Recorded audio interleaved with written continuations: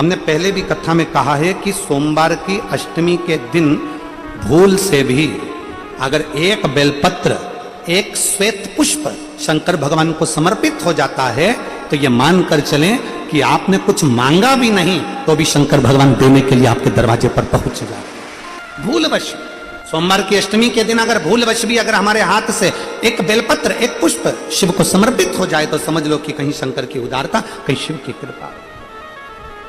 अब जरा विचार करना, तुम्हारी एक पड़ोसन शंकर जी का पशुपति व्रत करी, शंकर जी के मंदिर गई, शंकर जी को जल चढ़ाया और बाबा ने उसकी तुरंत सुनी और बाबा ने उसका भंडार भर दिया। अब तुम रोज मंदिर जा रहे हो, रोज झाड़ू भी लगा रहे हो, रोज सेवा भी कर रहे हो, फिर भी नहीं सुन रहा। क्यों नहीं सुन रहा?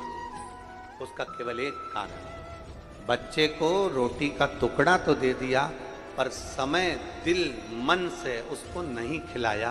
बच्चा मुंह में भर कर बैठा रहेगा, खाएगा नहीं। उसी तरह मंदिर रोज जाओ, एक लोटा जल रोज चढ़ाओ, शंकर जी का गुणगान रोज गाओ, सावन के महीने में 2 लोटा जल रोज चढ़ाओ, रोज शंकर की स्तुति करो। पर याद रखना, तुम्हारा अगर आधा घंटा मंदिर में निकल रहा है, 20 मिनट मंदिर में निकल रहा है, 25 मिनट तुम मंदिर में निकाल रहे हो तो 25 मिनट में से कम 5 मिनट ऐसा होना चाहिए कि शंकर तुम्हारे दिल में और तुम शिव के दिल में विराजमान होना चाहिए। तो समझो कि जल चढ़ा, तो जानो कि शंकर की स्तुति हुई। हम यदि उस पर आश्रित हैं, हमारा विश्वास यदि प्रबल है तो शिव क्यों ना मिले। कोई कह देता है गुरुजी हम बड़े दुखी हैं, कोई कह देता है गुरुजी हम बड़े कष्ट में हैं, हम बड़ी तकलीफ में हैं। हमने पहले भी कथा में कहा,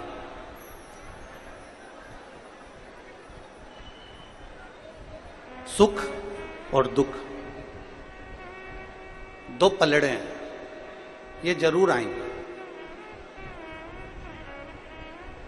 जीवन में। अगर आज दुख है तो कल सुख जरूर आएगा। ऐसा नहीं कि जिंदगी में केवल सुख ही सुख देखा तो दुख का सामना नहीं करना पड़ेगा। संसार में अगर जन्म लिया है, मृत्यु लोक में अगर जन्म हुआ है तो सुख और दुख इन दोनों को साधना पड़ेगा।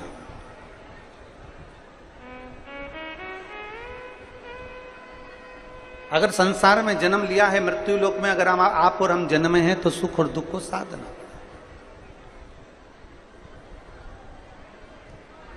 ये सुख और ये दुख को साधना।